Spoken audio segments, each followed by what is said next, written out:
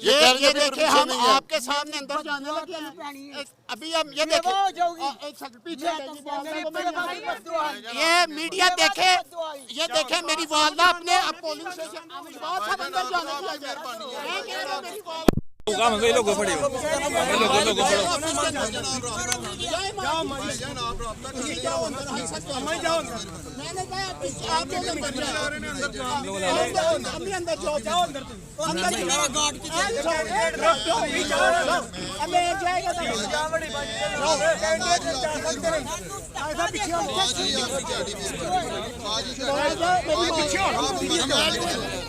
Police में गई थी सारी तलवे चट गए।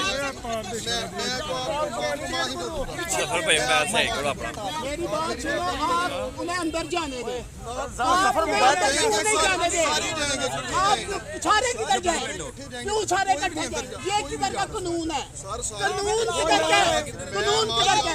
उनको मेरी वालदा को अंदर जाने दो। मैं कह रहा हूँ मेरी वालदा को अंदर जाना दो। मैं कह रहा हूँ मेरी वालदा को अंदर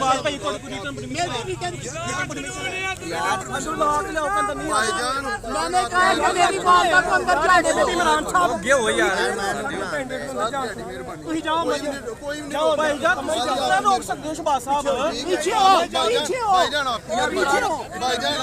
यार हमें पता क्यों नहीं ये अंदर जाने दे रहे हैं? ये अंदर इलेक्शन मैनेज कर रहे हैं। ख्वाजा से इलेक्शन लूट रहे हैं, इलेक्शन लूट रहे हैं ख्वाजा आसिफ। और ख्वाजा आसिफ तुम्हें ये इलेक्शन लूटने नहीं देना। याद रखना, अगर तुमने ये काम किया तो शहर सियालकोट की वाम तुम्हें सड़कों पे घसीट देगी।